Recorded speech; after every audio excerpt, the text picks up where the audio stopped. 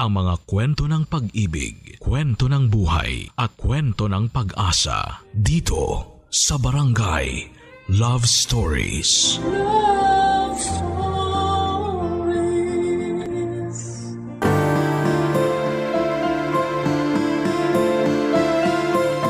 Ang tunay na pagkakaibigan ay higit pa sa simpleng tawanan at kwentuhan. Ang tunay na pagkakaibigan ay yung tipong kahit tahimik ka, ramdam mo ay may kasama ka. Ikaw, kabarangay, sino ang taong itinuturing mong tunay na kaibigan? Dear Papa Dudut, magandang araw po sa inyo at sa lahat ng taga-subaybay ninyo.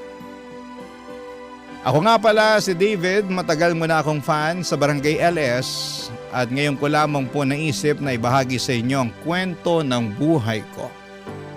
Sana po ay mapili ninyo ang sulat ko at mabigyan ako ng pagkakataon na maibahagi ang espesyal na tao na naging bahagi ng buhay ko. Ang kwento ko po ay tungkol sa akin at sa matalik kong kaibigan na si Kay. Simula pa nung elementary at high school ay halos araw-araw na kaming magkasama at solid na solid talaga ang samahan namin. Nang nag-college kami ni Kay ay pareho kaming nagdesisyon na kumuha ng iisang kurso at masaya akong sabihing sabay din kaming nakapagtapos. At hindi lang yun. Pareho rin kaming napunta sa isang kumpanya pagkatapos ng college. Para sa akin, si Kay ay higit pa sa kaibigan at parang pamilya na rin. Lagi kaming magkasama sa saya at pati na rin sa mga panahong malungkot at mahirap. Palagi siyang nandyan para makinig, umalalay at pasayahin ako sa mga araw na kailangan ko siya. Isa sa mga hindi ko malilimutang pangyayari ay noong isang araw habang papunta ako sa trabaho ay nasagasaan ako ng motor at na ospital. Akala ko talaga noon ay katapusan ko na. Pero ang kinagulat ko ay bakit si Kay ang unang nakaalam ng nangyari sa akin. Samantalang wala pa akong tinatawagan ni isa para sabihin ang nangyari sa akin, Papa Dudut.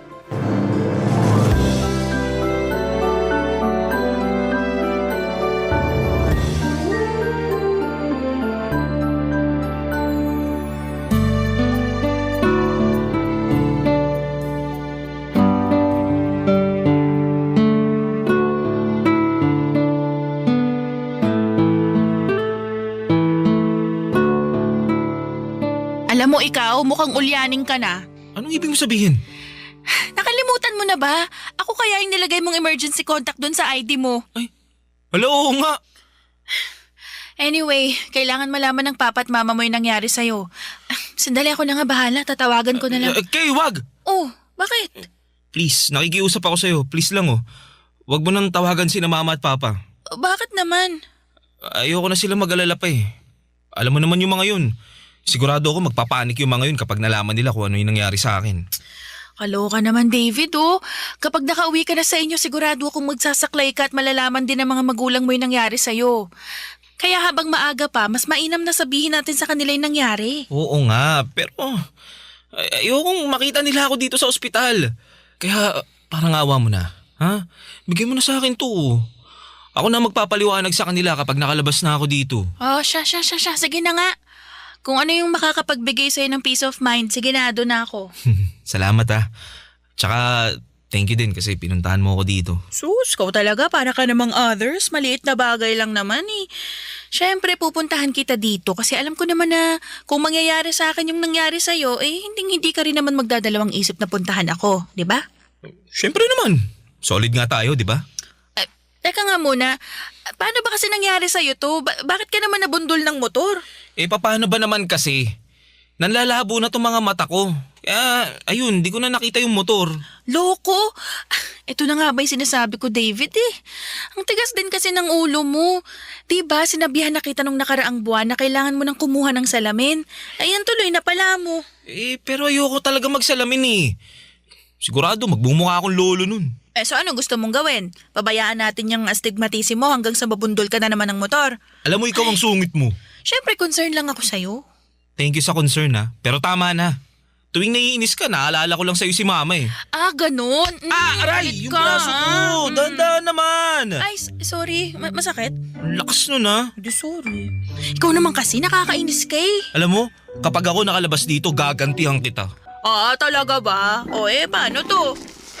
Binilan pa naman kita ng paborito mong leche flan at maha blanca. Pero, wag na nga lang.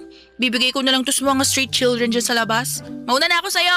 Bye! Ito naman di na mabiro. Lapag mo na lang dyan sa mesa. Kakainin ko yan mamaya. Pagkain lang pala katapat mo eh. Kilala mo nga talaga ako. Ano? Nga pala, Kay. Thank you sa pagbisita sa akin dito Pero sige na, mauna ka na. Baka mamaya malate ka pa sa trabaho mo. Hindi. Dito lang ako. Sasamahan kita hanggang sa gumaling ka. Ano ibig mo sabihin? Nagpaalam na ako kay boss na magli-leave ako ng 1 linggo para mabantayan at maasikaso kita. Ba't mo naman ginawa yun? Di mo naman kailangan gawin yun eh. Alam mo, huwag ka nang choosy. Ako magiging yaya mo for 1 week straight at wala ka nang magagawa doon. Kaya relax ka lang dyan, ako na bahala sa'yo, okay? Pinanindigan talaga ni Kay na babantayan niya ako buong linggo kahit na hindi naman talaga kailangan. Sa mga panahong yon ay sobrang na-appreciate ko na may tao tulad ni Kay sa buhay ko. Pero syempre nagalit din ang mga magulang ko nang malaman nilang hindi ko agad sinabi ang tungkol sa aksidente, pero tinulungan ako ni Kay at naipaliwanag niya sa mga magulang ko na ayoko lang namang mag-alala sila. At dahil sa tulong ni Kay ay hindi na nagtampo sa akin ang mga magulang ko. At sa katunayan, sa halip ay mas lalo lamang lalo kong naramdaman ang pagmamahal sa akin ni na mama at papa. At aaminin ko din po sa inyo, Papa Dudut, na habang tumatagal ay mas lalong nahuhulog ang loob ko kay Kay. Hindi ko maintindihan kung bakit ngayon ko lang naramdaman ang mga ito sa tagal na naming magkaibigan. Pero siguro ganon talaga ang pag-ibig. Hindi mo malalaman kung kailan ka tatamaan. Bigla na lamang itong darating at tatamaan ito ang puso mo nang hindi mo inaasahan.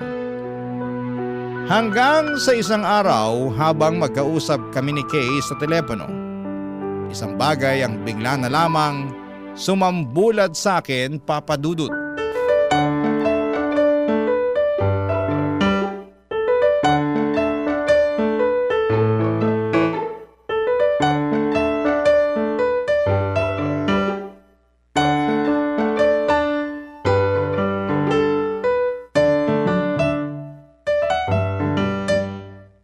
Siya nga pala, David, may papakilala ko sa'yo, Alex, babe! Halika dito, papakilala kita kay David. Yung sinasabi ko sa yung best friend ko. Mamaya na! Saglit lang. Ano? May boyfriend ka na? Oo, alam kong biglaan pero wala marupok tong friend mo eh. Actually, naging kami ni Alex nung nakaraang buwan pa. Ha? Ba't di mo naman agad sinabi sa akin? Sorry na. Pero ngayon lang talaga ako nagkaroon ng lakas ng loob na sabihin yung tungkol sa amin ni Alex. May feeling kasi ako na magtatampo ka sa akin kapag nalaman mo yung tungkol sa amin eh. Paano mo naman nasabi yun? Kasi matagal na tayo mag-best friend at baka magtampo ka kasi mahahati na yung oras ko sa'yo tsaka kay Alex. Ano ka ba naman? Oy Brad! Nabalitaan ko yung nangyari sa'yo. Kumusta ka na? Eto, ayos lang. Salamat. Pero 1 week ka din binantayan ng jowa ko, di ba? Siguro magaling ka na naman ngayon, di ba? Kailangan mo pa ba ng yaya? May kilala ako. Nga pala, lubos-lubusin mo na tong video call niya sa'yo kasi sosolohin ko na siya mamaya. Alam mo, ikaw, nagpapakyut ka na naman sa akin eh. Pero cute naman talaga ako, di ba? Ay naku, ewan ko sa'yo. I love you. Love you too. Doon ka na nga muna. Sige. O, paano yan, Brad? Sa susunod, tumingin ka sa kaliwa at sa kanan bago ka tumawid ng kalsada, ha? Ang cute niya, no? Andiyan pa ba si Alex? Wala, ayun. Kapapasok lang ng CR. Bakit? May itatanong ako sa'yo eh. Pero wag ka sana magalit ha. Sige, ano ba yun?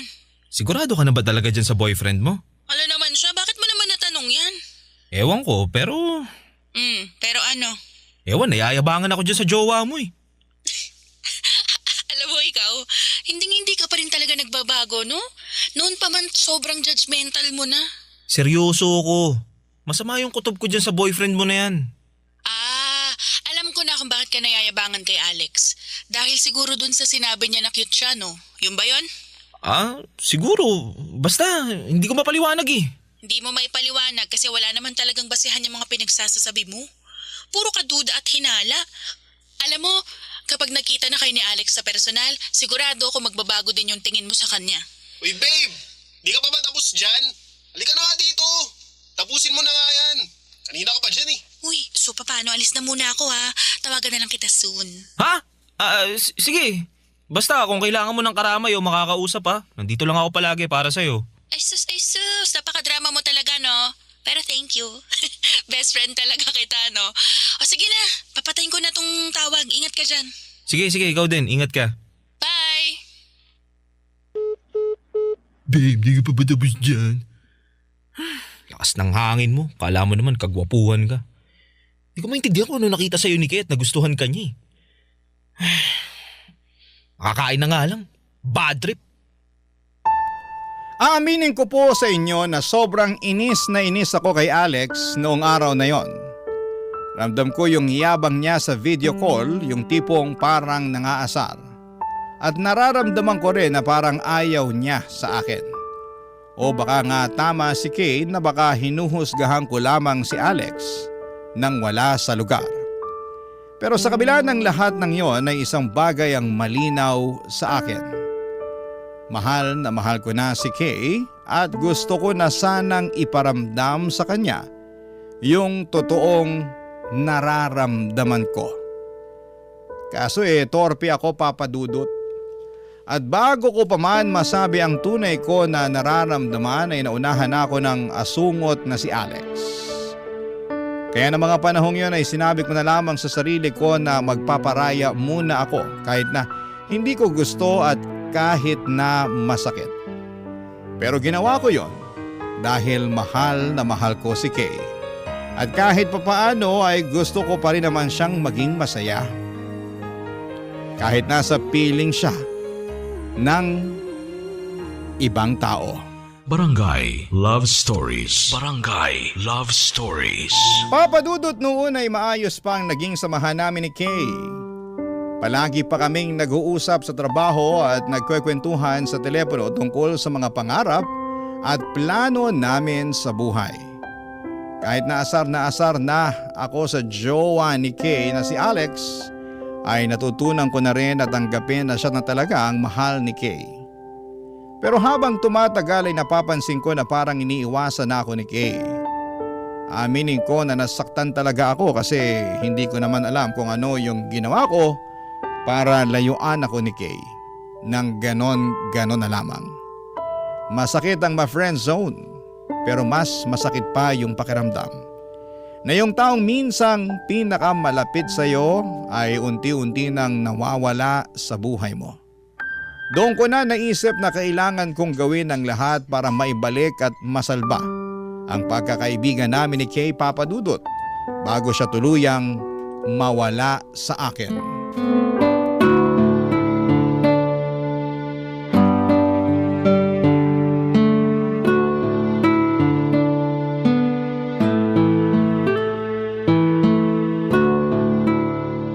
Kay?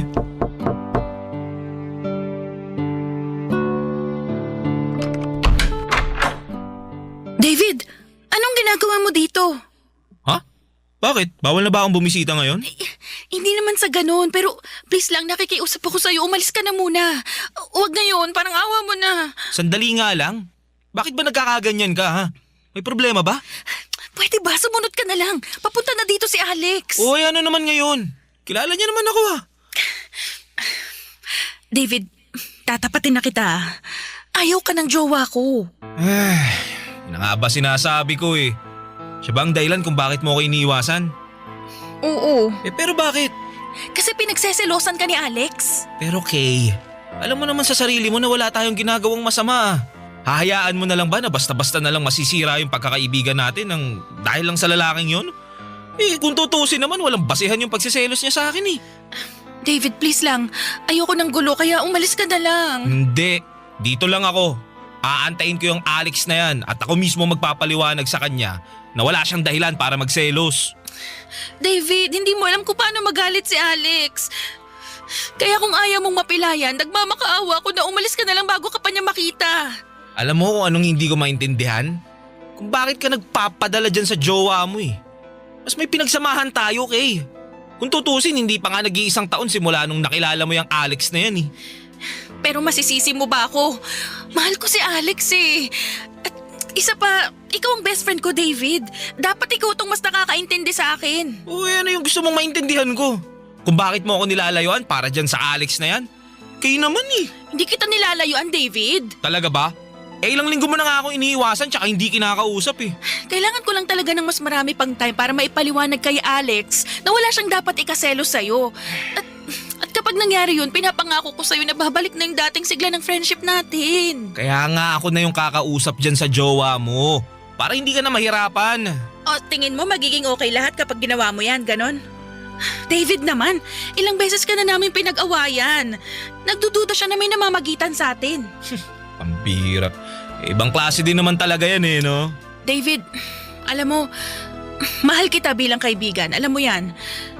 Pero mahal ko rin si Alex. Kaya parang awa mo na, wag mo na akong pahirapan. Umalis ka na lang muna, okay? Promise, tatawagan kita mamaya. Yun na nga yun eh. Naiinis ako kasi hindi ka naman talaga dapat nahihirapan. Ano ba nakita mo dyan sa Alex na yan at patay na patay ka sa kanya? Diyos ko, dyan na si Alex. Kotse niya yun eh. David, please lang, magtago ka na. Umalis ka na nga. Sige na nga. Pero tatawagan kita mamaya. Oo na, alis! Sa totoo lang ay sobrang nainsulto talaga ako noong araw na yon. Ang haba na ng pinagsamahan namin. Ang dami naming napagdaanan tapos ay nanggawa niya akong ipagtabuyan dahil lang ayaw ako ng boyfriend niya. Para sa akin ay sobrang unfair noon. Nagbigay na ako ng espasyo, nagparaya na ako pero bakit ako pa rin yung nasasaktan ng ganito? And deep inside, alam ko rin na labag sa loob ni Kay ang ipagtabuyan ako. At nagagawa niya lamang yon kasi mahal niya si Alex. Kasi kung gusto niya talaga akong mawala sa buhay niya ay matagal na niya akong blinak pero yon ang isang bagay na hindi niya nagawa. At ayun na nga Papa Dudut, umabot kami sa puntong kahit ayaw ni Alex. Nagkaka-text pa rin kami ni Kay. Nagchat-chat at nauuwi pa sa palihim na pagkikita. Nagtiis ako kasi ayokong tuluyang mawala si Kay sa buhay ko. Mas pinili kong kumapit sa kung ano pang natitira sa amin. Kahit ako na lang yung nasasaktan sa bandang huli, Papa Dudut.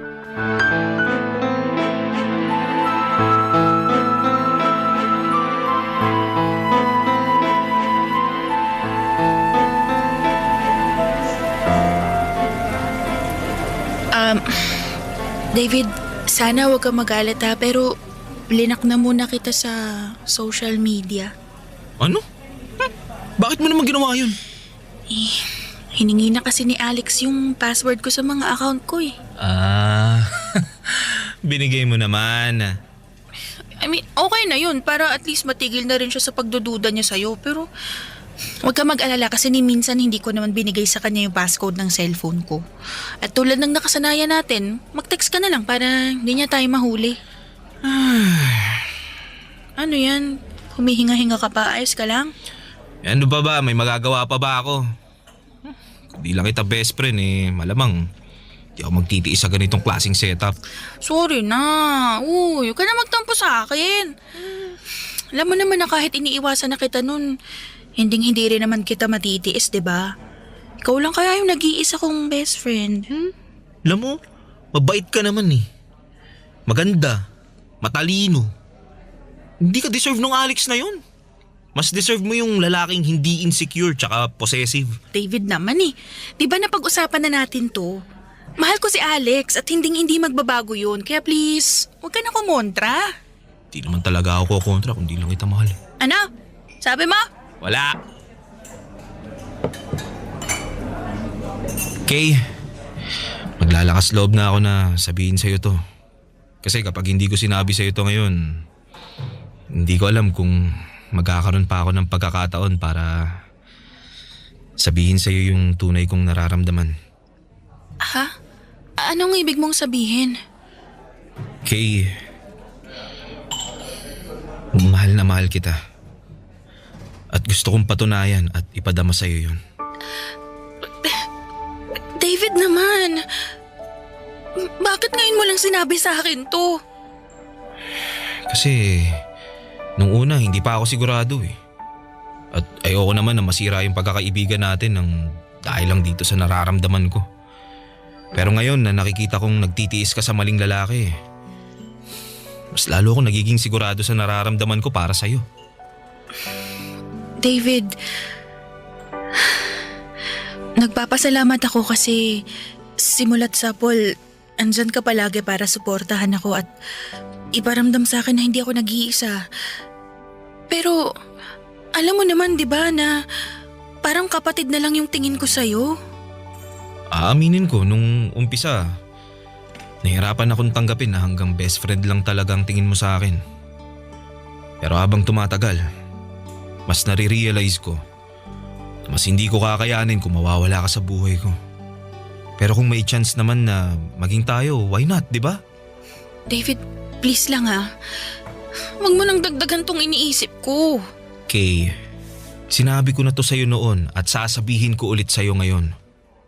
Hindi ka dapat nahihirapan ng ganito. Hindi deserve ni Alex ang isang babaeng katulad mo. Kung tutusin, kayang-kaya ko tiisin yung pang-friendzone mo sa akin eh. Pero alam mo kung ano yung hindi ko kayang tiisin? Yung nakikita kong nahihirapan ka sa piling ni Alex. Aminin ko po, yung pag-amin ko ng nararamdaman ko kay Kay ang pinaka nakakatakot na ginawa ko. Para akong kinakain ng sarili kong kaba, papadudot. Pero noong araw na yon ay hindi ko na talaga napigilan ang sarili ko. Ang tagal ko na kasing bit-bit yung nararamdaman ko at naisip ko na kung hindi ko pa sasabihin, baka hindi na ako magkaroon ng lakas ng loob para sabihin ang tunay ko na nararamdaman. Gusto ko lang maging totoo kahit na isang beses lang. Pero pagkatapos kong umamin ay bigla na lang nagiba ang lahat. Umiwas na talaga si Kay at hindi na nagre-reply. At parang nawala na yung closeness namin ng tuluyan. Nalito ako at nasaktan at hindi ko na maintindihan kung saan ako nagkamali. Umabot pa ako sa punto na naisip ko na sana ay hindi ko na lamang sinabi ang tunay kong nararamdaman. Sana nakontento na lamang ako sa palihim na pagkikita namin. Kasi kahit masakit at least noon ay hindi pa ako ganito kalayo sa kanya. Papadudot ngayon parang ako na lang yung naiwan, nag-iisa, bit-bit ang damdaming hindi ko na alam kung paano ko haharapin o saan ko ilalagay. Papadudot. Barangay Love Stories. Barangay Love Stories. Pagkalipas ng ilang linggo ay bigla namang umikot ang mundo ko. Parang nangaasar talaga ang tadhana kasi isang araw ay nag-text si Kay at tumawag pa. Doon niya inamin sa akin na higit pa sa best friend ang turing niya sa akin at mahal niya rin daw ako. Grabe. Sobrang saya ko nang narinig ko yon. Para akong lumulutang at parang ako na yata yung pinakamaswerteng lalaki sa buong mundo. Pero kasabay ng tuwa ay may kirot din. Sinabi ni Kay na kailangan niya pa ng kaunting oras at panahon para makipaghiwalay kay Alex. At kahit masakit pakinggan ay nirespeto ko yon. Ang importante sa akin ng oras na yon ay umamin na siya sa nararamdaman niya. At least ngayon ay may pag-asa na at may direksyon na yung matagal ko nang pinipigilang damdamin. Kaya kahit mahirap, kahit ako yung naipit ay tinanggap ko. Ang sabi ko sa sarili ko na hihintayin ko siya. At pag dumating yung araw na tuluyan na niyang hiniwalayan si Alex, ay ako mismo ang sasalo kay Kay, Papa Dudut.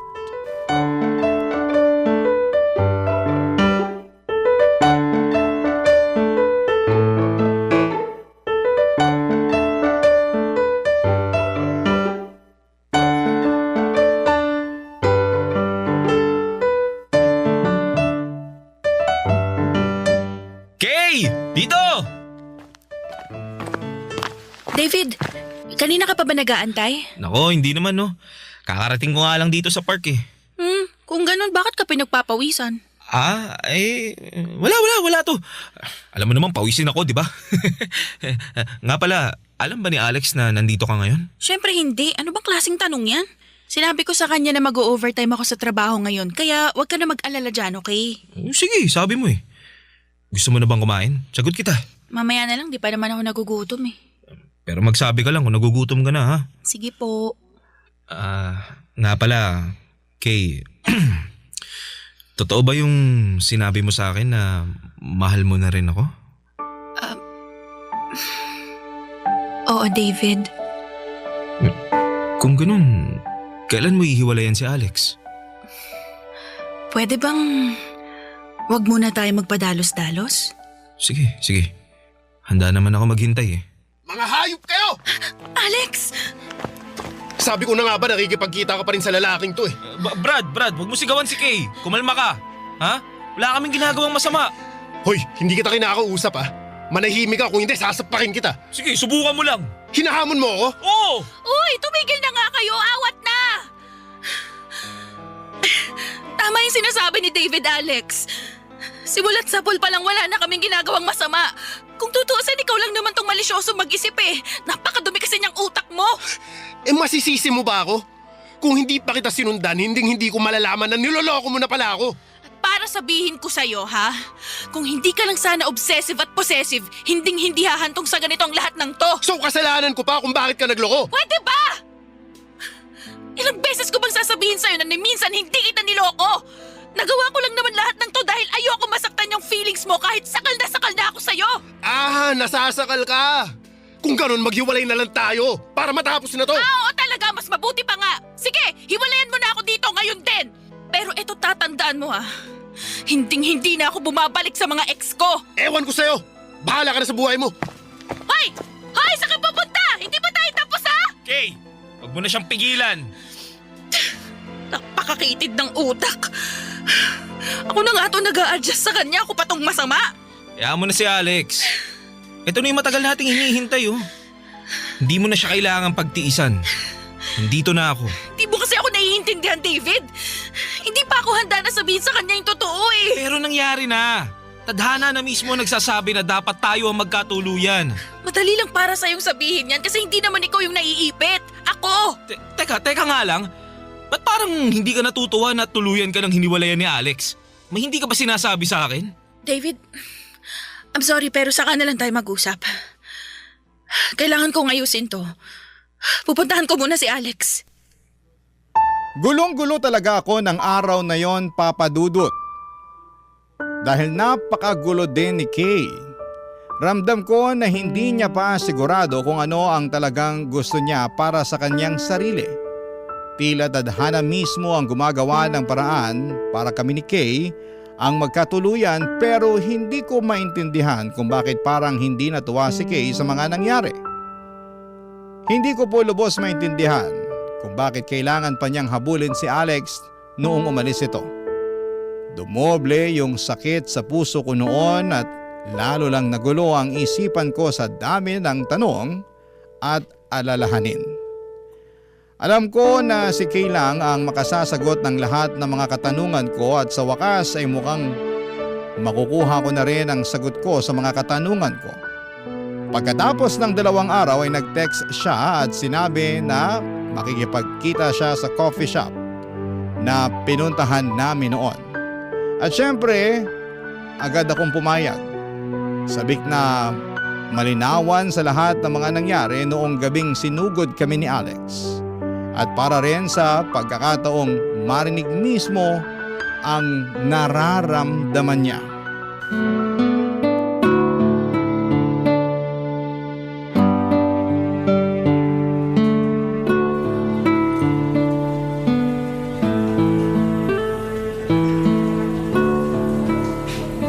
David,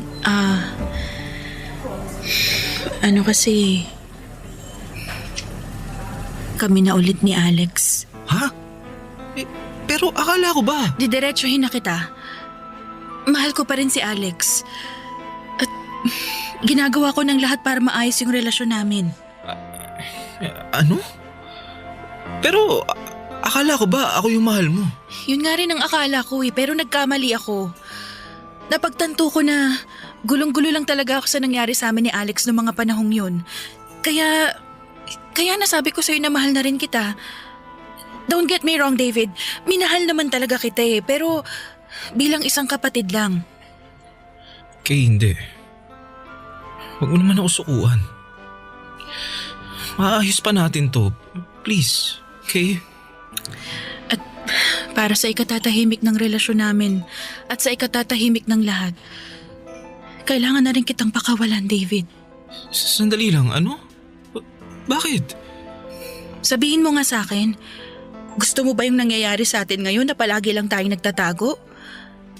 Gusto mo ba yung tipong wala tayong kalayaan tuwing nagkikita tayo? Kung ganun, yung si Alex ang pagsabihan mo, wag ako. Sana wag mo namang masamain tong sasabihin ko sa'yo pero mahal ko talaga si Alex at handa akong gawin ng lahat para sa kanya. Sigurado ka na ba dyan? I'm sorry pero oo David, sigurado na ako. Kung yan ang magpapasaya sa'yo, sige. Magpaparaya ako. Tatanggapin ko ng buong puso yung desisyon mo. Pero may isa lang akong ipapakiusap sa'yo. Ano yun? Sana alagaan mo ang sarili mo. At sana magtira ka ng konting pagmamahal para sa sarili mo. Nire-respeto ko na ang desisyon mo at ang relasyon nyo. Masakit man pero kailangan. Salamat, David. Huwag ka mag-alala. Kahit kailangan na kitang layuan, hindi kita makakalimutan. Sa dinami-dami ba naman ng mga pinagdaanan natin di ba? Mabuti naman kung ganun. Sayang lang talaga, no? Kung nilakasan ko lang sana yung loob ko noon baka naging tayo pa. Siguro kung noon pa lang, sinabi ko na sa'yo yung totoong nararamdaman ko. Siguro, nabigyan mo na ako ng chance. David. Ito naman, biro lang. Huwag ka mag-alala, didistansya na ako. Pero kung kailangan mo na makakausap, lagi mong tatandaan nandito lang ako bilang best friend mo. Salamat. Napagtanto ko na mahirap ma-friendzone. Pero mas mahirap at masakit pala yung mawalan ng best friend. Yung kaibigan na palaging nandyan sa saya at lungkot. Yung taong alam ang lahat ng kwento mo. Yung taong nakakaintindi na kaagad sa'yo kahit wala ka pang sinasabi. At para sa akin, ikaw yung kaibigan na yun. Pero para sa ikatatahimik nating lahat, lalayo na muna ako. Pagkatapos ng araw na yon ay tuluyan na akong dumistansya kay Kay para hindi na makagulo sa relasyon niya kay Alex. Nakikita ko pa rin si Kay sa workplace namin at nagkakakumustahan pa rin naman kami. Pero hindi na kasing sigla ng dati ang friendship namin. Wala namang kaming sama ng loob sa isa't isa. Pero nakatutok na kasi siya sa love life niya habang ako naman ay nakatutok sa trabaho ko. At okay lamang yon kasi iba-iba naman tayo ng priorities sa buhay. Siguro sa iba ay hindi maganda ang ending namin ni Kay at ganoon din ang iniisip ko noon. Pero habang tumatagal po papadudot ay narealize ko na ang pagiging single pala ay may sarili ding kapayapaan. Mas nagagawa mo yung mga bagay na gusto mo nang hindi iniisip ang ibang tao. At mas may space ka rin para mag-isip kung ano talaga ang makabubuti sa buhay mo. Sa totoo lang, Isa ito sa mga bagay na madalas ay nakakaligtaan o taken for granted ng nakakarami. Dito ko na po muna tatapusin ang kwento ko. Alam ko na maraming nangyari at masakit sa simula. Pero sa ngayon ay natutunan ko na rin tanggapin ang lahat. At sakali mang may mangyari sa hinaharap, makakaasa po kayo na susulat po ako sa inyo, Papa Dudut. Sa ngayon ay natutunan ko ng pahalagahan ang bawat araw, bawat karanasan, at bawat tao na naging bahagi ng buhay ko, at tulad ng sinabi ko, masaya na rin ako sa katahimikan na meron ako sa ngayon. Ang inyong forever kapuso at kabarangay, David. Kwentuhan naman tayo dito sa comment section.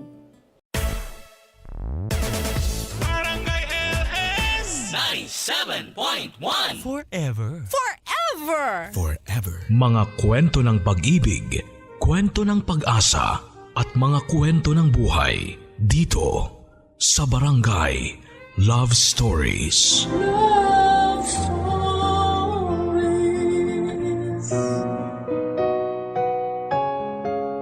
Posible nga bang tumibok ang puso para sa dalawang tao? O sadyang nagiging mapaghanap lang tayo sa mga panahon na wala ng oras sa atin ang taong mahal natin? Dear Papa Dudut, magandang araw sa inyo pati na rin sa mga kabarangay na nakikinig sa ngayon. Tawagin niyo po ako sa pangalang Rhea.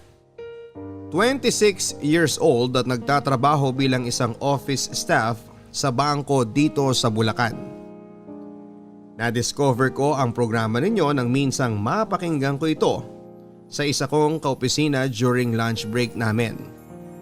Ang sabi niya sa akin ay pwede raw magpadala sa inyo ng kwento ng buhay.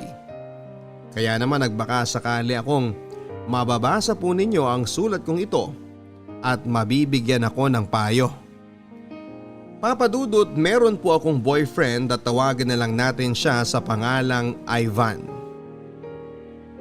Nakilala ko siya sa isang outreach program na sinamahan ko noong college. Pareho kaming nasa second year college noon at nasa isang grupo na magbabahay-bahay para magbigay ng mga pagkain. Bago matapos ang araw ay nagkapalitan kami ng cellphone number. At mula noon, Papa Dudut, ay palagi na kaming magka-text at sinabi niya na liligawan daw niya ako. Pero dahil gusto ko talaga makapag-focus sa pag-aaral ay naging magkaibigan muna kaming dalawa. Hanggang sa sinagot ko na siya sa mismong araw ng graduation namin. Suwabe ang naging umpisa ng relasyon namin ni Ivan. Siguro dahil na rin sa pareho kaming nakahanap kaagad ng trabaho. Mabait at masipag siyang magtrabaho at marami kasi siyang pangarap para sa aming dalawa. Bukod doon ay malambing din siya at mahilig sa mga surprises. Isa yon sa mga pinaka nagustuhan ko sa kanya. Sa aming dalawa kasi ay ako talaga ang mas spoiled niya. 2 taon na ang relasyon namin, nangayain niya akong magsama na kami sa iisang bahay na malapit sa pinagtatrabahuhan namin. Umayag naman ako kasi naniniwala ako na mas makikilala mo ang isang tao kapag nakasama mo na siya sa iisang bubong. Pakiramdam ko naman ay totoo yon dahil mas naging open kami sa isa't isa ni Ivan na nakatulong sa relasyon namin. At ang 2 taon na relasyon namin ay tumagal pa ng 6 na taon.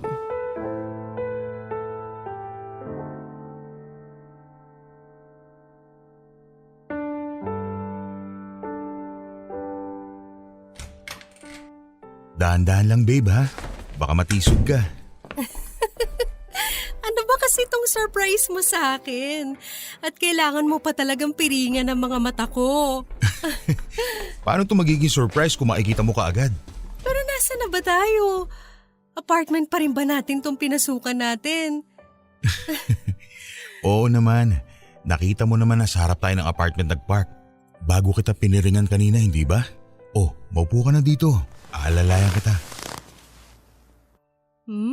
Ang bango ah. Parang bigla akong nagutom sa naaamoy kong masarap na pagkain. Siyempre, kasama yan sa mga sorpresa ko. Oh, pagbilang ko ng 3, pwede mo nang tanggalin ang piring mo ha. Babe, kinakabahan na ako ah. 1, 2, 3. Surprise! Oh my gosh! Babe, ano to? Laptop! Alam ko, pero... Di ba mahal to? Di ba nga? Sabi mo parang malapit na masira yung laptop na ginagamit mo sa trabaho. Kaya yan, binili kita ng bago. Happy anniversary, babe! Happy anniversary!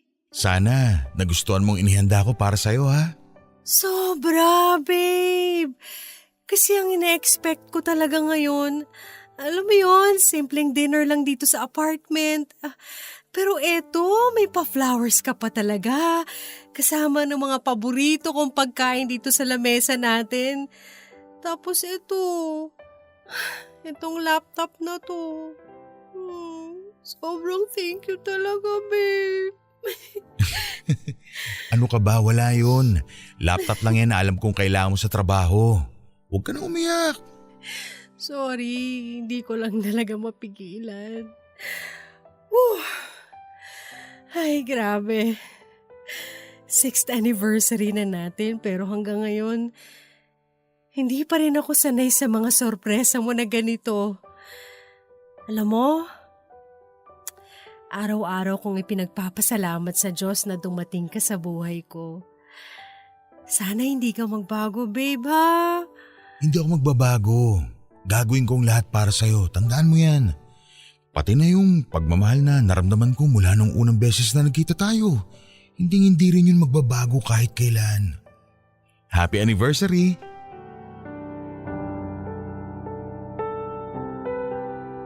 Papa Dudut, akala ko talaga ay pwedeng hindi na magbago ang lahat sa amin ni Ivan.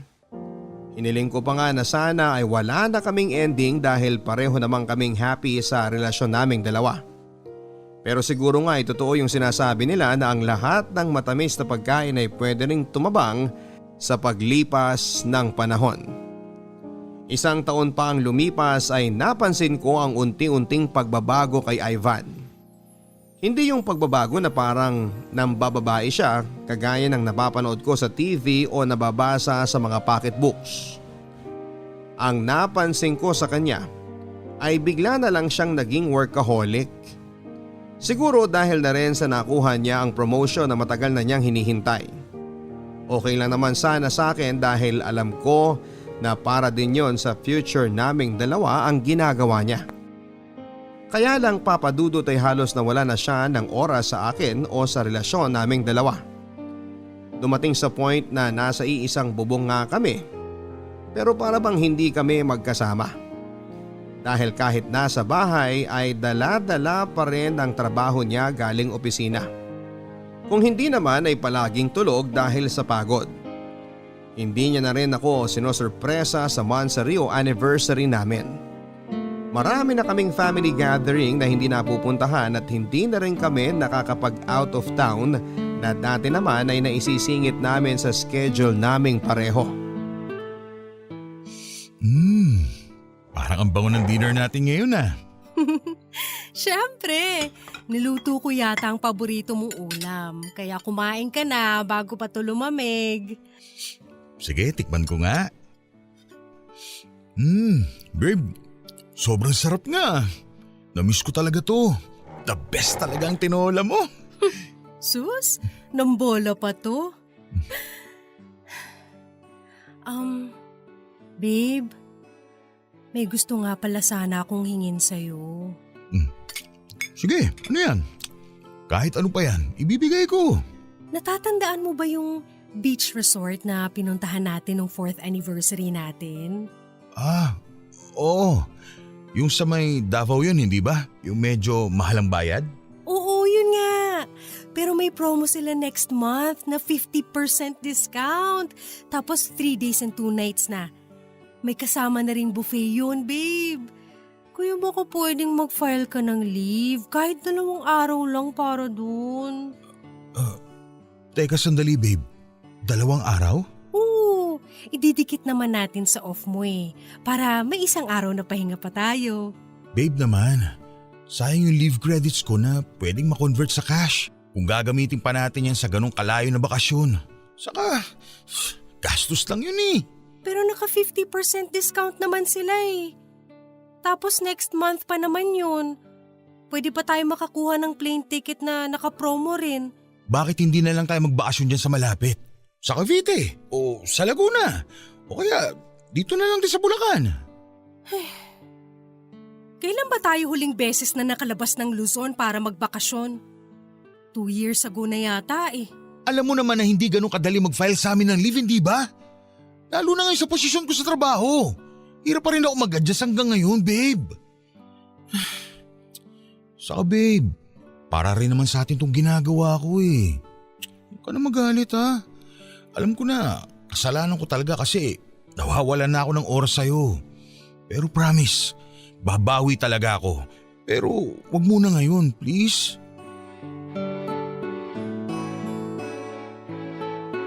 Papadudot, naging madalas ang pag-aaway namin ni Ivan.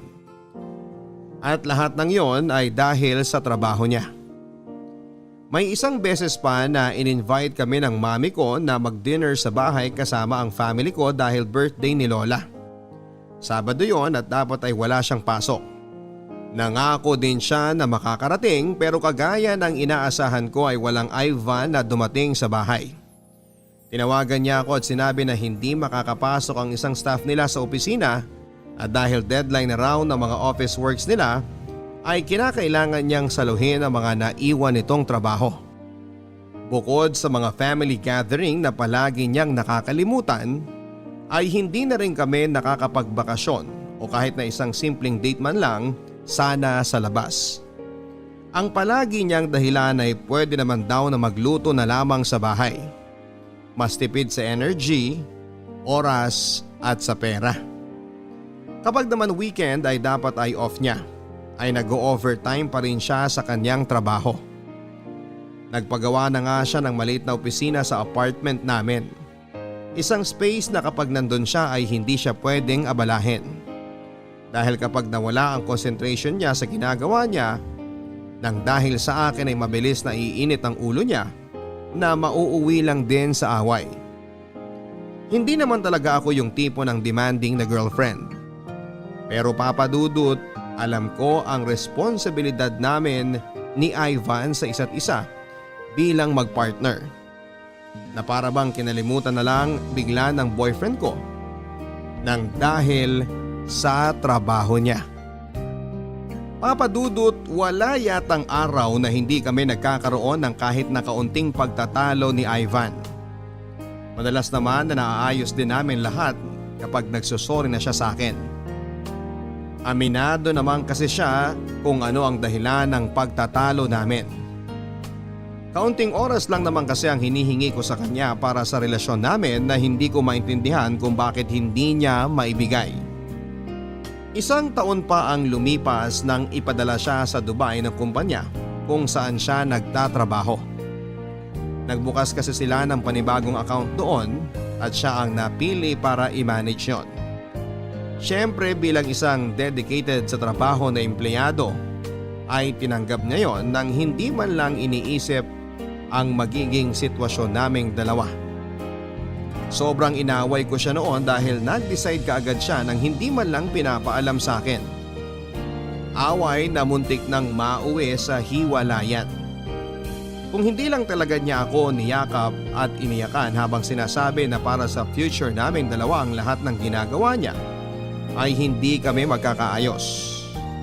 Hanggang sa wala na nga akong nagawa pa kung hindi ang pumayag na umalis siya para sa 1 taon na pagtatrabaho sa Dubai.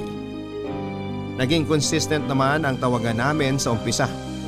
Pero kagaya ng inaasahan ko, unti-unti siyang nawala ng oras sa akin. Dahil kung gaano siya ka-workaholic nang magkasama pa kami sa apartment ay dumoble yata nang makarating na siya ng Dubai.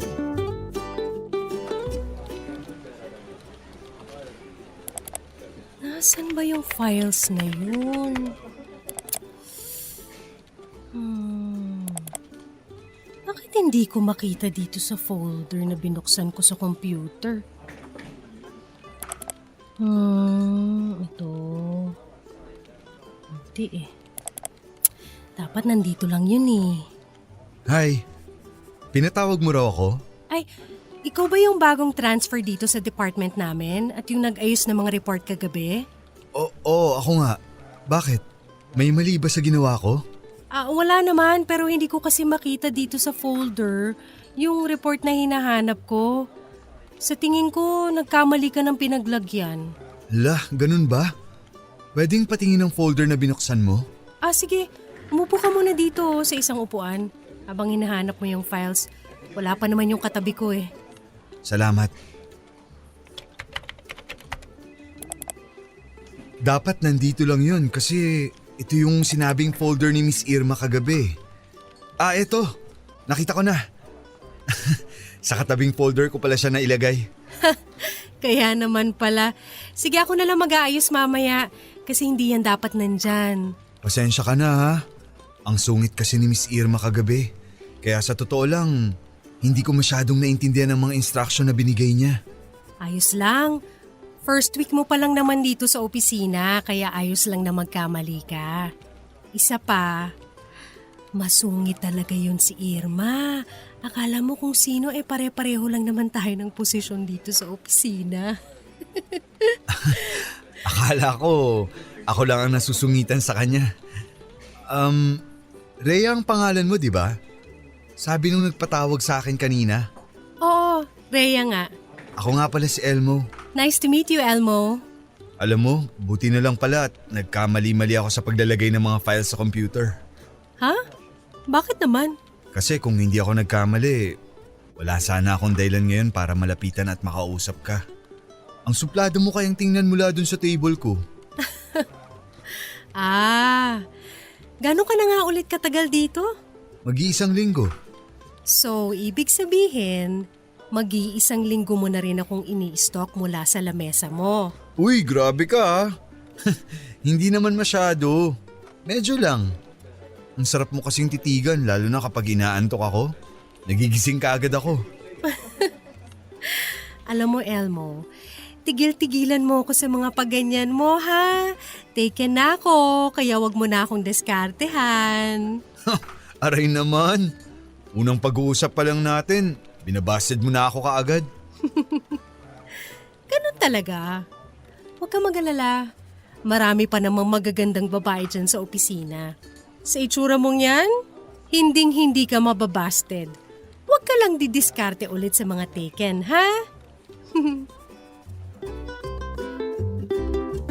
Aaminin ko, Papa Dudut, na sa unang beses na nagkausap kami ni Elmo ay naramdaman ko na may kahulugan ng mga simpleng pasaring niya sa akin. Hindi naman ako bata at hindi rin ako manhid para hindi magets na gusto niya akong pormahan. Kaya nga nilinaw ko kaagad sa kanya na nasa isang seryosong relasyon ako. Kaya itigil na niya kung ano man ang iniisip niyang gawin na pagdiskarte sa akin. Ayoko naman kasi na ako pa ang magbigay ng dahilan upang mas lalong lumabo ang relasyon namin ni Ivan. Pero Papa Dudut, kung anong pilit ko na maayos ang relasyon namin ay para bang binabaliwala lahat ni Ivan yon. Ni hindi ko man lang maramdaman ang effort niya para makausap ako sa araw-araw. Ano ba naman yung tawagan niya ako kahit na sa Facebook Messenger lang para magkausap at kumustahan kaming saglit. Pero parang mas nakaluwag pa yata sa kanya na nagkalayo kami dahil hindi ko na siya naaabala sa trabaho niya. Kaya nang minsang hindi niya nasagot ang tawag ko sa dapat na online celebration namin ng aming monthsary ay sobrang sumama ang loob ko. Tumawag din naman siya sa akin kinabukasan para mag-sorry dahil ginabi na raw siya ng uwi kaya nawala sa isipan niya ang tungkol sa monthsary namin. Pero dahil sa sama ng loob ko, ay sinabihan ko na siyang mag-focus na lang muna sa trabaho niya. At kausapin na lang ako kapag may oras na siya para sa akin at sa relasyon naming dalawa.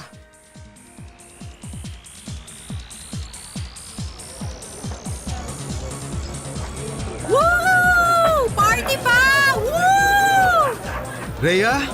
Elmo? Nandito ka rin pala sa bar? Tara, sayaw tayo! Woo! Sinong kasama mo? Ha? Ang sabi ko, sinong kasama mo? Hindi ko talaga maintindihan. Tara, sayaw na lang tayo! Lasing ka na yata eh. Hindi ako lasing. Walang lasing dito. Halika na, sayaw na tayo. Isayaw mo na ako. Nandito ba ang boyfriend mo? Ano? Boyfriend? Wala akong boyfriend ngayong gabi, kaya halika na, Elmo! Party na tayo! Woo! Ay, halika na. Umalis na tayo dito sa bar. Lasing ka na. Baka kung sino pa ang lumapit at tumawak sa'yo dito.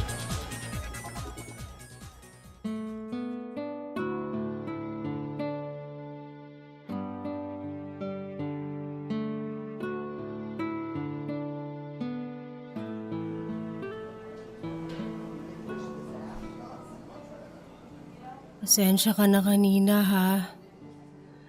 Medyo naparami yata yung inom ko talaga. Mabuti na lang nakita mo ako doon. Kasi kung hindi, baka wala ako ngayon dito sa coffee shop. At sa ibang lugar ako dinala ng kung sino man ang humila sa akin. Wala yun. Nakipagkita rin kasi ako sa mga dati kong kaklase. Nagkataon naman na nung palabas na ako, napansin kita na parang lasing na kaya nilapitan kaagad kita. Pansin ko lang ha, parang hindi ka naman sanay uminom ng alak pero bakit nagpakalasing ka kanina?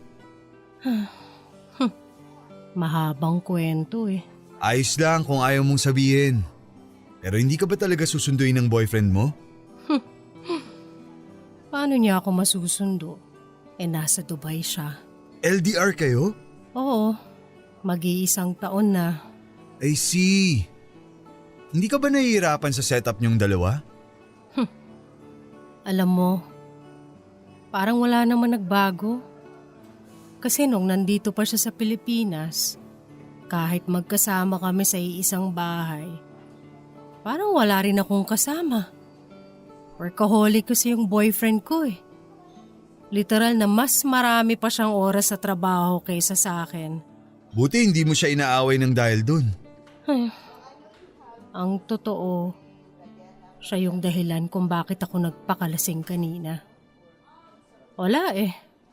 Minsan talaga, nakakapagod na lang mang-away. Hindi ko na nga maalala kung kailan yung last time na nag-out of town kami bago siya pumunta ng Dubai. Bukod kasi sa workaholic siya, kuripot din pagdating sa mga date namin. Ikaw, matipid ka rin ba pagdating sa mga date nyo ng girlfriend mo? Wala naman akong girlfriend. Pero opinion ko lang ha, kung para naman sa mahal mo, bakit mo iisipin yung gastos? Ano ba naman yung kahit isa o 2 beses sa isang buwan na gumastos kayo para sa inyong dalawa, di ba? Ang sarap kaya sa pakiramdam na sabay niyong ginagastos ng taong mahal mo ang perang pinaghirapan niyo. Yan din ang naisip ko eh. Dati naman hindi kami ganito. Sweet yung boyfriend ko, tsaka mahilig din siyang magyaya ng out of town na bakasyon. Siguro kapag nagmamature na talaga ang isang tao, medyo nagiging kuripot at workaholic na. Sobrahan nga lang yata si Ivan masyado.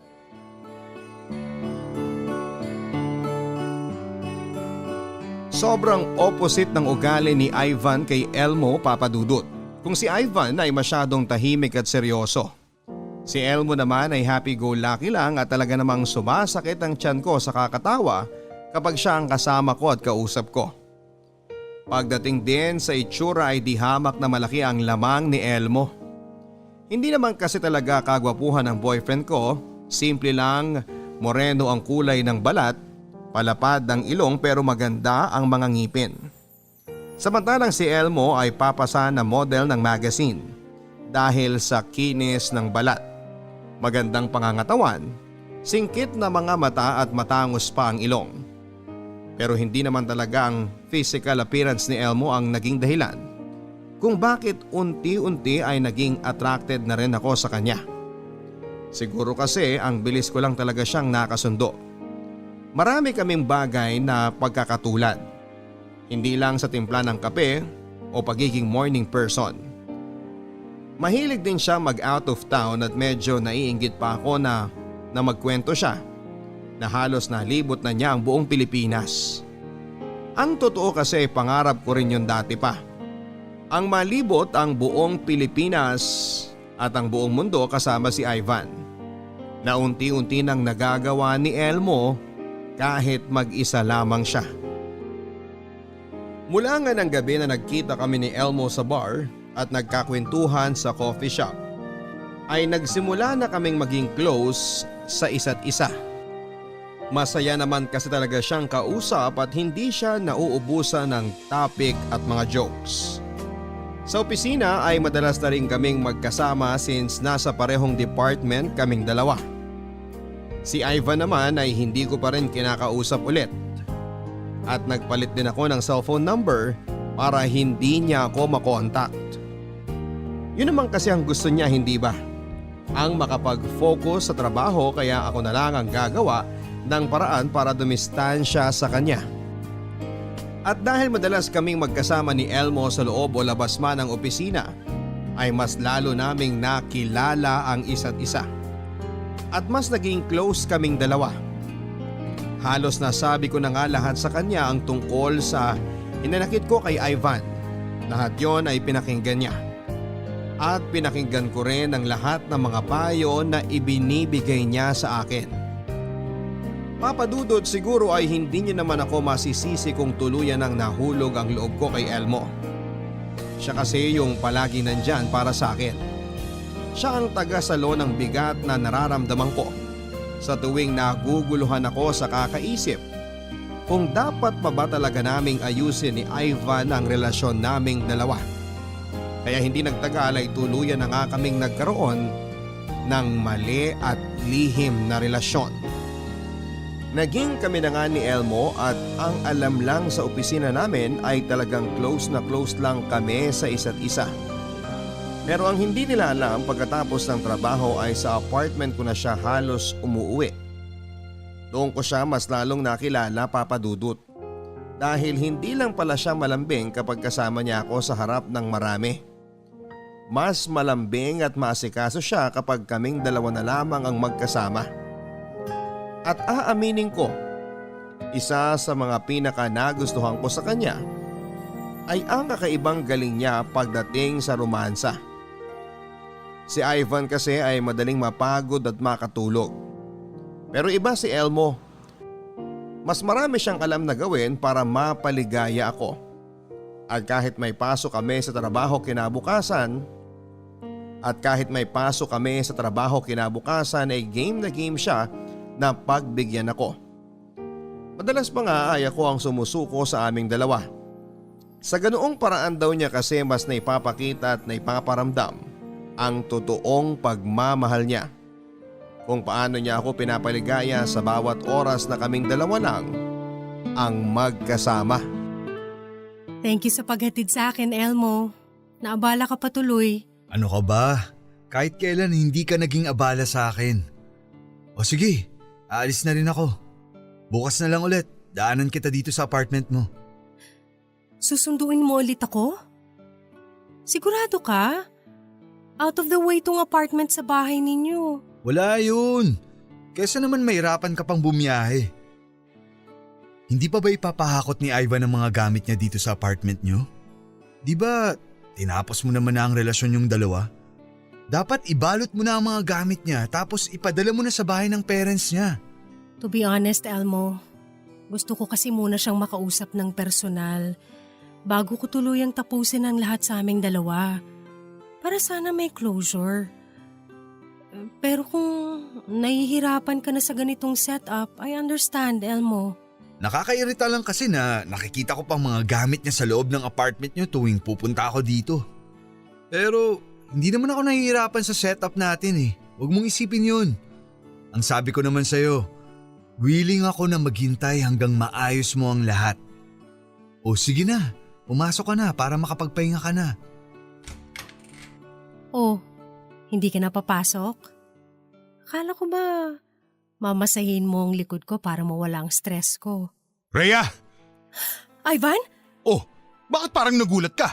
Anong ginagawa mo rito? Kailan ka dumating? Paano ko masasabi sa'yo na uuwi na ako? Di ba binlock mo ako sa lahat ng social media accounts mo? Hindi na rin kita makontak sa cellphone number mo. So tama pa lang lahat ng kutob ko. Itong hayop na to ba ang pinalit mo sa akin? Ha?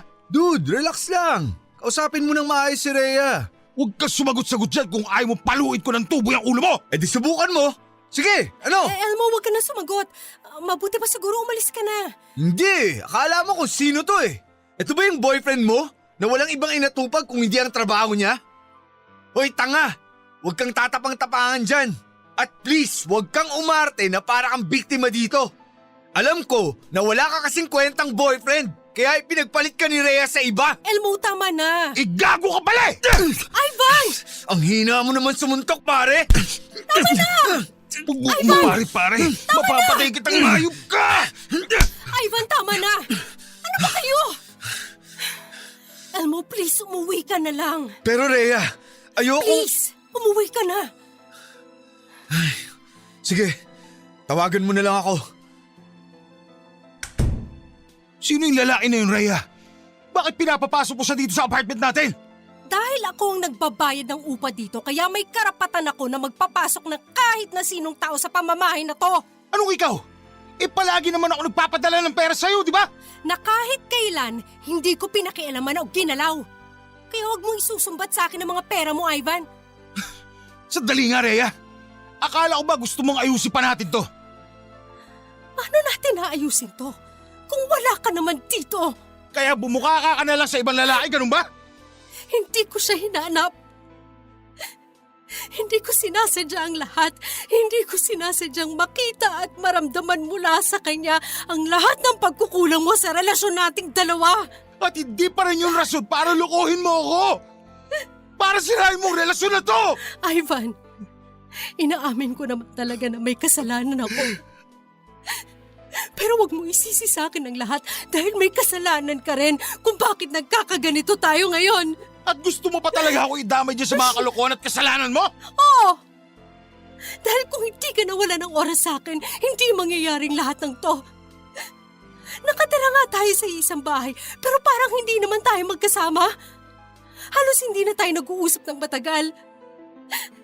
Tapos lumalis ka pa. Lalo mong pinalala ang lahat. Si Elmo, siya ang palaging may oras para sa akin. Pinaramdam niya yon kung ano yung mga bagay na bigla mo nalang inalis sa relasyon natin. Kaya mas gusto mo pang ituloy ang relasyon yung dalawa kaysa ayusin niyo sa atin? Mas pinipili mo siya? Rhea, halos 7 na taon na tayo. Itatapon mo lang ba yun para sa buwisit na lalaki mo na yan? Pakinggan mo muna kasi ako. Gusto ko lang maintindihan mo na hindi lang ako may mali. Dahil hindi ko naman talaga ginusto magkaroon ng kasalanan sa'yo eh. Oo, naging mapaghanap ako ng oras ng pagmamahal na pinagkait mo sa akin. Kaya huwag mong isisi sa akin lahat dahil alam mo, Ivan, na pareho tayong may kasalanan kung bakit nagkakaganito ang relasyon nating dalawa.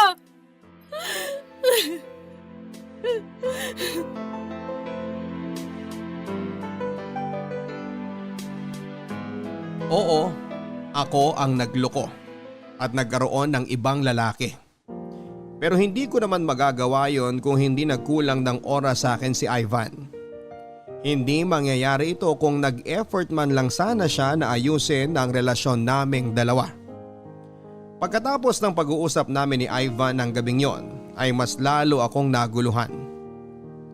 May katwiran din naman kasi ang lahat ng sinabi niya. Ang pagsusumikap na ginagawa niya sa trabaho ay para rin sa future naming dalawa. Iniisip ko tuloy na baka nasa akin talaga ang lahat ng mali. Baka naging masyado lang akong mapaglaro at mapaghanap. Baka naghahanap lang ako ng mapaglilibangan at mapaglilipasan ng oras. Pero hindi Dahil sa totoo lang, sa tuwing kasama ko si Elmo, napakagaan ng pakiramdam ko. Masyadong mabilis ang lahat, pero sadyang mabilis lang din akong naging komportable na kasama siya. Ang bilis ko siyang minahal. Siguro kasi ay naramdaman ko mula sa kanyang lahat ng hinahanap ko kay Ivan.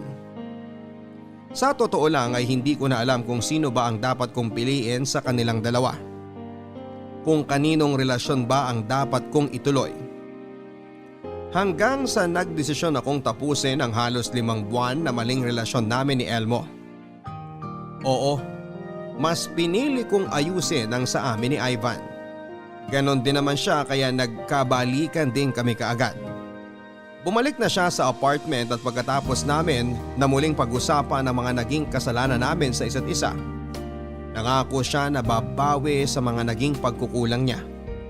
At nangako naman ako na kahit kailan, hindi ko nakakausapin pa si Elmo.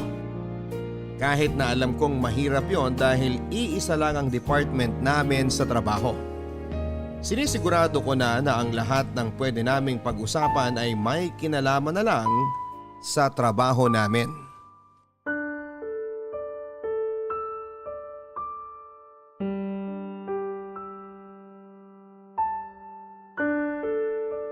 Rhea, sandali. Mag-usap naman tayo. Pwede ba, Elmo? Wag mo nga akong hawakan. Hindi ba sinabi ko na sa'yo na wag mo na ulit akong lalapitan pa kung hindi naman tungkol sa trabaho ang sasabihin mo? Sorry. Gusto ko lang naman na makausap ka. Tungkol na naman ba saan? Tungkol sa atin. Nakapag-usap at nagkalinawan na tayo nung 1 linggo pa. Kaya wala na tayong dapat pag-usapan pa. Kasi tapos na. Tapos na tayong 2. Pero pumayag na ba ako? Kailangan pa ba yun? Oo! Dahil 2 tayo sa relasyon na to. At hindi pwede na basta mo na lang itatapon ang kung ano man ang meron tayong 2. Pero nagawa ko na. Tinapon at tinapos ko na ang lahat dahil gusto ko nang ayusin ang relasyon namin ni Ivan. Mahirap ba talagang intindihin yun? Ayoko na. Tanggapin mo nang tapos na tayo. Paano tayo? Paano yung nararamdaman natin para sa isa't isa? Wala na nga tayo. Pwede ba, Elmo? Wag mo naman na akong pahirapan pa. Bakit? Sa tingin mo ba ikaw lang ang nahihirapan? Mas nahihirapan ako dahil ako yung naiwan sa ere. Kaya nga paulit-ulit ako nagsusori. Dapat nung una pa lang hindi na kita in-entertain. Dapat hindi ko na pinagulo ang sitwasyon namin ni Ivan at iniwasan na lang kita. Alam ko naman kasi na sa umpisa pa lang mali na Ginamit kita para punan yung mga pagkukulang sa akin ni Ivan. Hindi mo ako ginamit. Minahal mo ko at yun ang alam ko. Kung ano man ang namamagitan sa atin, totoong pagmamahal yun. Na mali pa rin. Kung ano man ang naging relasyon natin mula sa umpisa, mali lahat yun. Bakit hindi natin subukang itama? Pwede naman na ako ang piliin mo. Dahil ako talaga ang mahal mo. Ano bang alam mo sa nararamdaman ko? Hindi sa pinangungunahan kita. Pero sigurado ako, Rhea.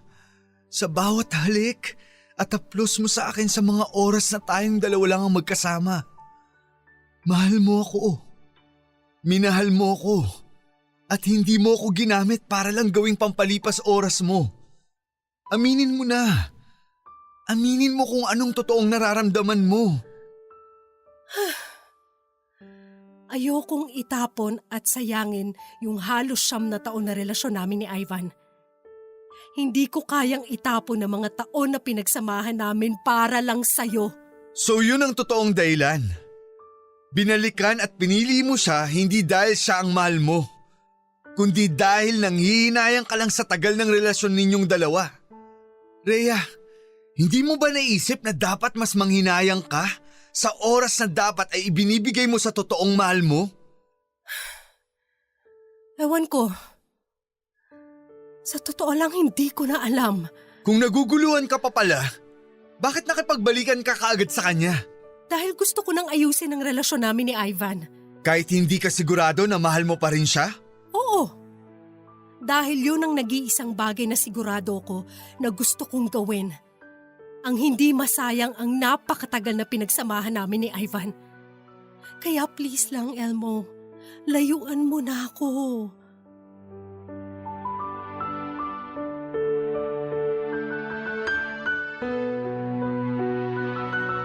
Papadudot aaminin ko na isa sa mga dahilan kung bakit nakipagbalikan ako kay Ivan ay dahil nangihinayang ako sa ilang taon na relasyon naming dalawa.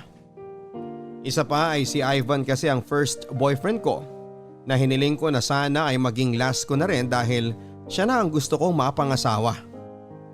Kaya lang mula nang makilala at makasama ko si Elmo, parang nagbago ang lahat. Naramdaman ko, Papadudot, na parang mas matimbang na siya sa puso ko. Iba kasi ang saya na ibinibigay niya sa tuwing magkasama kaming dalawa noon. Mas magaan at masarap siyang kausap. Para bang chill lang lahat at walang pressure. Hindi kagaya ni Ivan na walang ibang gustong pag-usapan kung hindi trabaho at mga plano para sa future. Pero kahit alam ko sa sarili ko na mas mahal ko na si Elmo, ay si Ivan pa rin ang pinili ko. Ayoko kasing magtapon ng maraming taon para lamang sa ilang buwan namin ni Elmo. Paano nga kung masyado lang kaming natuwa sa isa't isa, pero pampalipas oras lang naman talaga ang lahat. Paano kung may ugali pa kami na hindi na ipapakita na pwede naming ika-turn off? At least si Ivan, kabisado ko na ang lahat sa kanya at ganon din siya sa akin. Kaya naman ginawa ko ang lahat para tuluyan ng maiwasan pa si Elmo sa loob o labas man ng opisina. Kasabay ng pag-iwas ko kay Elmo ay ang pagfo-focus ko na maayos ang relasyon naming dalawa ni Ivan. Hindi na rin naman siya bumalik pa ng Dubai at dito na ulit sa Pilipinas nagtrabaho. Nangako rin siya sa akin na tutulungan niya akong ibalik yung dating kami para maayos ang relasyon namin. Naging maayos kami sa umpisa, Papadudot, at hindi na masyadong nagtatalo. Pero habang tumatagal ay parang nagsisimula siyang bumalik sa dati. Yung Ivan na cold, workaholic at mainit din ang ulo pagdating sa bahay. Hanggang sa bumalik na nga kami sa dati ni Ivan. Bumalik na rin ang dating Ivan na palaging dahilan ng pag-aaway naming dalawa. Oo, hindi na siya nag-overtime sa trabaho. Hindi na rin pumapasok kapag Sabado o Linggo. Pero parang gano'n na rin ang naging setup naming dalawa. Dahil palagi niyang inuuwi ang mga trabaho niya sa bahay. Palagi ko siyang hindi makausap ng maayos o kahit malambing man lang. Pero pagkatapos naman niyang gawin ang mga inuuwi niyang office work, saka siya lalapit sa akin at magsusori sa pag-init ng ulo niya at mabilis na pagkairita sa akin. Nang dahil doon ay nagsisimula ko ng maramdaman, Papadudot, na parang nagkamali ako ng pinili at naging desisyon. Lalo na kapag nagsisigawan na kami ni Ivan sa loob ng apartment at nagkakasumbatan. Nasa huli naman ay naayos din naming dalawa. Iniisip ko noon na palagi na lang ba talaga kaming ganito. Walang ibang ginawa kung hindi ang mag-away ng dahil sa trabaho niya. Tapos magkakaayos din sa bandang huli. Minsan kasi ay nakakasawa at nakakapagod na. Isang araw ay lumapit sa akin si Elmo at kagaya ng dati ay pilit ko siyang pinagtatabuyan. Pero ang sabi niya noon ay gusto niya lamang ipaalam sa akin na nakita niya si Ivan sa isang restaurant na malapit sa kanila. May kasama raw itong babae at isang batang lalaki na kamukha nito at pinaghihinalaan niyang anak ni Ivan. Dumiretso pa raw ng grocery na malapit sa restaurant ang mga ito. Hindi lang daw yon isa o dalawang beses dahil linggo-linggo raw niyang nakikita ang mga ito na magkakasama. Sobrang nagalit ako kay Elmo dahil pakiramdam ko Nang dahil sa kagustuhan niyang mabawi ako kay Ivan ay sinisiraan niya at gumagawa na siya ng kwentong paninira sa boyfriend ko. Kaya naman sinabihan ko na siya na itigil na ang paninira kay Ivan. Pero sa totoo lang, Papa Dudut, mula nang sabihin niya yon ay hindi na nawala ang kaba sa dibdib ko. Kaya naisipan ko na sorpresahin si Ivan pagkatapos ng trabaho niya sa opisina. Ang hindi ko alam ay ako pala ang masosorpresa dahil sa mga malalaman ko.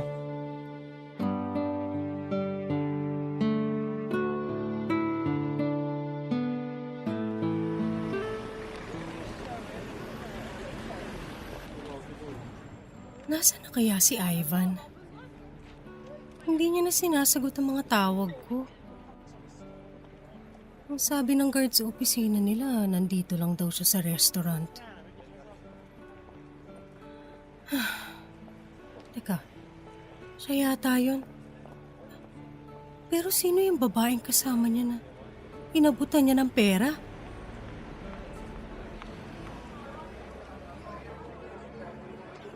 O sige na, saka na lang tayo mag-usap.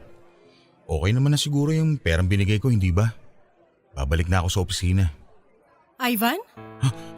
Rhea? Anong ginagawa mo dito? Wala lang.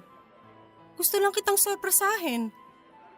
Parang ako pa yata ang masosorpresa dito. At nandito pa talaga kayo sa sulok. Para hindi kayo masyadong kita, ganon? Teka ha, tatabi ako sa inyo. Para naman updated ako sa mga ganap sa buhay nyo. Sige, salamat ulit ha. Tawagan mo na lang ako kung kailan mo siya gustong makita. Sandali lang.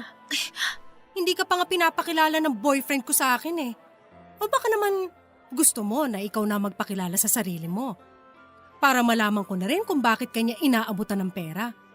Upo ka muna. Bitiwan mo nga ako. Wala akong dapat na sabihin sa'yo ha. Ganon? Ivan, pwede bang pagsabihan mo nga tong babaeng to? At saka sabihin mo sa kanya na kumalma siya. Kung hindi, papatulan ko talaga tong girlfriend mong pabebe. Ang kapal na mukha nito. Rhea, please, kumalma ka lang. Huwag tayong gumawa ng eksena rito. Joy, sige na, umalis ka na. Ako nang magpapaliwanag kay Rhea. Ayusin mong paliwanag mo, Ivan ha, dahil kung hindi magwawala talaga ako rito. At ikaw, babae ka. Nakakaya ka. Ang dumi-dumi mo. Sumasawsaw ka sa relasyon namin ng boyfriend ko. At hindi rin naman masyadong makapal yung mukha mo dahil may gana ka pa talagang manghingi ng pera kay Ivan. Pwede bang ayus-ayusin mo yung pananalita mo? Wala kang alam. Siguraduhin mo munang tama yung binibintang mo sa akin ha. Bakit? I-deny mo pa ba? Huling-huli na kayong dalawa, walang niya kayo? Okay, fine. Para manahimik ka na. Wala kaming relasyon ng boyfriend mo. Kaya pwede ba? Ayoko ng gulo. Dahil hindi ako pumapatol sa mga taong makitid ang pag-iisip. At talagang hinahamon mo kung babae ka. Akala mo kung sino ka ha? Pumili ka ng lalaking aahasin mo. Huwag tong boyfriend ko. Hindi ko nga inahas yung boyfriend mo. Kaya dahan-dahan ka sa mga pinagsasasabi mo. Joy, tama na. Ako nang bahala magpaliwanag kay Rhea. Umalis ka na, please. Bakit ba akong inaawat mo? Yang palingkerang girlfriend mo ang awatin mo. Palingkera pala ha? Halika ditong babae ka! Rhea, ano ba? Sinabi ng tama na eh. Hindi ka ba talaga titigil ha? Nakakahiya na sa mga tao oh. Wala akong pakialam! Halika dito! Para magkaalaman tayo. Maabot ko lang talaga yung buhok mo, manghihiram ka ng mukha sa sahig! Rhea, tama na nga. Tumigil ka na! Mabuti pa Ivan, aalis na ako ha. Sabihin mo na lang kung kailan mo gustong dalawin ng anak natin. Anak? May anak kayo ni Ivan? Magpapaliwanag muna ako. Ikaw? Ang sabi mo, wala kayong relasyon ng boyfriend ko. Pero sabihin mo sa akin ng totoo, may anak ba kayong dalawa ni Ivan? Oo, meron! May anak kami ni Ivan. 4 years old na siya. At kaya ako inaabutan ng pera ng boyfriend mo para sa sustento niya sa bata. Okay na ba? Matatahimik ka na ba? Tawagan mo na lang ako, Ivan ha, kung kailan mo ulit gusto makita ang anak mo. Aalis na talaga ako.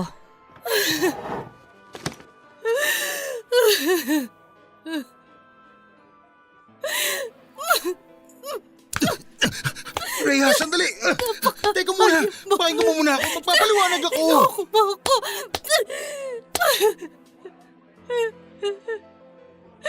Ano pang ipapaliwanag mo? Sinabi na sa akin lahat ng babae mo tungkol sa anak niyong dalawa.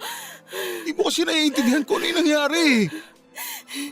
Pues, ipaintindi mo sa akin na huwag kong paniwalaan yung mga sinabi ng babae mo. Pakinggan mo muna kasi ako. Hindi ko naman tinatanggi na may anak kami ni Joy. O ano pa pala ang gusto mong sabihin? Ha? Na wala naman talaga kami relasyon ni Joy. Wala kayong relasyon. Pero may anak kayo? Ang galing mo rin. Napakagaling mong magtago. Alam mo, tama sila. Dapat hindi ko na binigyan pa ng pagkakataon tong relasyon natin. Dahil mulat sa pa lang sa ating dalawa, ikaw na talagang manloloko!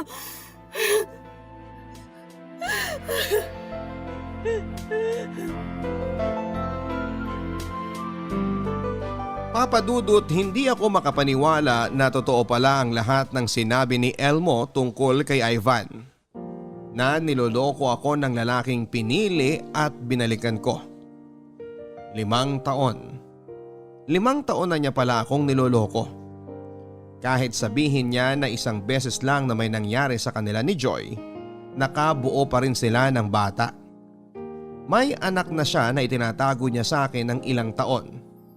Na kaya pala halos pinapatay na niya ang katawan niya sa pagtatrabaho ay para mas maitago niya sa akin ang responsibilidad niya sa anak niya. At kung hindi ko pa sila mahuhuli sa akto, mukhang wala pa talagang balak si Ivan na sabihin sa akin ang katotohanan. Sobrang sakit lang. Kasi pinilit ko pang ayusin ang relasyon namin na matagal na pala talagang sira ng dahil sa kanya. Akala ko kasi ako talaga ang may mali kaya magulo ang relasyon naming dalawa. Na naging masyado lang akong mahina at mapaghanap dahil sa kawalan ng oras ni Ivan para sa akin. Pero may dahilan naman pala lahat ng ginagawa niyang sobrang pagsusumikap sa trabaho. Hindi lang yon para sa akin o sa amin. May kahati na pala ako. Matagal na. Naisip ko noon na kung hindi ko pa nalaman ang katotohanan, hanggang kailan niya ako lolokohin at itatago na may anak na pala siya sa ibang babae. Kaagad akong umuwi ng apartment ng araw na yon para iimpake ang lahat ng mga gamit ko. Pero sumunod din si Ivan para subukan pa akong kausapin. At pigilan kahit na oo na talaga ang desisyon ko na tapusin na ang lahat sa aming dalawa.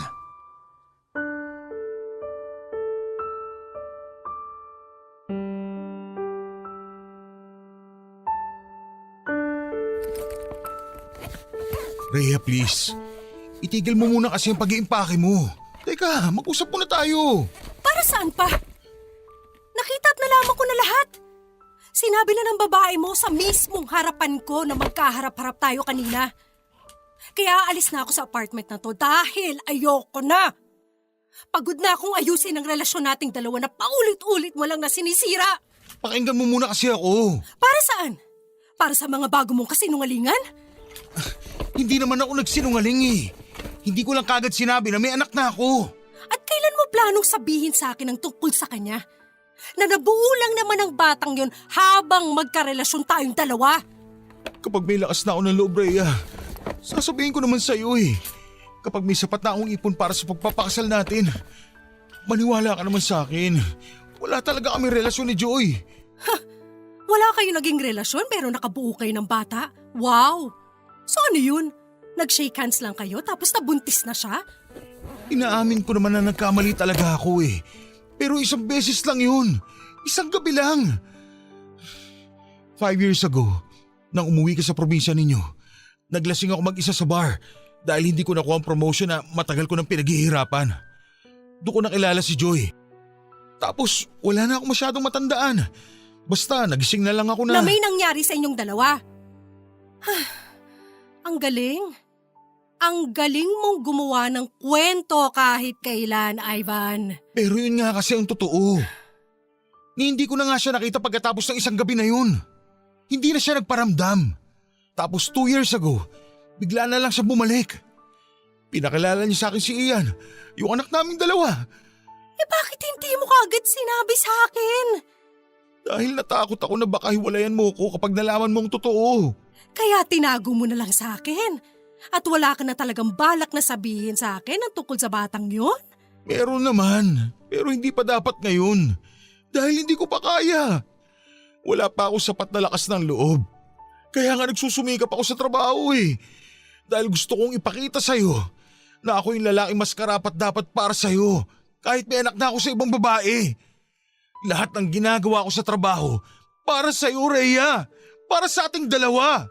Hindi rin. Dahil ang totoo, lahat ng pagpapakahirap mo sa trabaho ay para sa responsibilidad na ginagampanan mo sa anak mo bilang ama. Para hindi ko maramdaman na nababawasan ng ipon nating dalawa na sinasabi mong para sa kasal natin. Tama ako, di ba? Rhea naman. Kaya mo rin siguro biglang sinunggaban yung pagkakataon na ipadala ka ng kumpanya nyo sa Dubai para kumita ka ng mas malaki at makapag-ipon ng mas mabilis. Ano? Rhea, I'm sorry. Sinasabi ko na nga ba eh. Kaya wag akong paulit-ulit mong dinadahilan at ang relasyon nating dalawa kung bakit halos patayin mo na yung sarili mo sa trabaho. Dahil alam mo sa sarili mo na para rin yun sa tinatago mong anak. Nakakatawa ka lang eh. Galit na galit ka nung minsang nagkamali ako dahil sa pagkukulang mo sa relasyon natin. Pero ikaw, eto, araw-araw mo palang binibilog ang ulo ko. Sa bawat oras na magkasama tayo, niloloko mo ako. Rhea, please. Pwede pa naman natin ayusin to, hindi ba? Mahal kita at pinagsisihan ko na lahat ng mga naging pagkukulang at pagkakamali ko sa'yo. Magsimula tayo ulit. Ayusin natin ang relasyon na to. Pagod na ako, Ivan. Pagod na akong ayusin tong relasyon nating paulit-ulit lang din namang nasisira nang dahil sa'yo. Rhea, please. Rhea, mahal kita. Mahal na mahal kita. Please naman, huwag mo naman itapon ang 9 na taon natin para lang sa isang pagkakamali ko. Maawa ka naman. Huwag mo sayangin yung napakahabang panahon na pinagsamahan natin. Alam ko naman na mahal mo pa rin ako. Last na to. Please, Rhea. Rhea, isang chance na lang para sa ating dalawa pakiusap. Hindi ko na alam. Masyado na magulo lahat. Litong-lito na yung isip ko. Siguro hayaan mo na lang muna akong makapag-isip-isip. Hayaan mo na lang muna akong umalis dito sa apartment na to.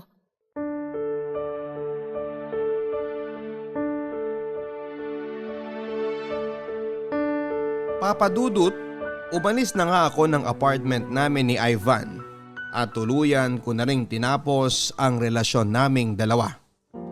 Alam ko naman kasi na yun naman talaga dapat ang matagal na naming ginawa.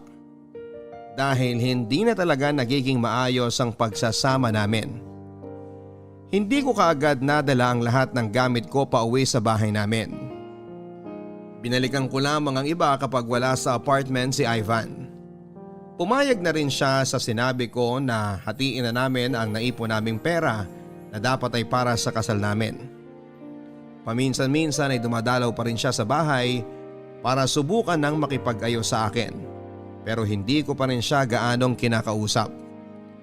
Ang madalas kong sinasabi sa kanya ay kailangan ko pa ng oras para makapag-isip-isip kung may dapat pa ba kaming ayusin. Ang sabi niya ay hindi siya aalis ng apartment dahil umaasa siya na babalik pa rin ako para magkaayos kaming dalawa. Pagkatapos ng ilang araw ng vacation leave ay bumalik na rin ako sa trabaho at unti-unti na rin bumalik ang closeness namin sa isa't isa ni Elmo. Pero nilinaw ko sa kanya na masyado pang maaga para umasa siya na kakayanin ko nang pumasok muli sa isang relasyon. Ayoko rin naman kasi siyang maging panakibutas lamang kung sakali. Gusto ko kapag pumasok na ako sa isang relasyon na kasama siya, sigurado na ako na siya ang mahal ko at wala nang Ivan na magpapalito ng isip ko at nararamdaman ko. Ayoko nang magpadalos-dalos sa mga desisyon at masaktan lang sa huli. Dahil sa totoo lang, may bahagi pa rin ng isip ko na gustong bumalik kay Ivan at ayusin ang lahat. Hanggang sa ngayon ay nalilito pa rin ako sa kung ano nga ba ang dapat na maging desisyon ko, Papa Dudut. Kung sino ba kina Ivan at Elmo ang dapat na piliin ko. Sobrang nangihinayang ako sa tagal ng pinagsamahan namin ni Ivan at minsan pakiramdam ko yun na lang ang dahilan kung bakit gusto ko ulit siyang bigyan ng bagong pagkakataon.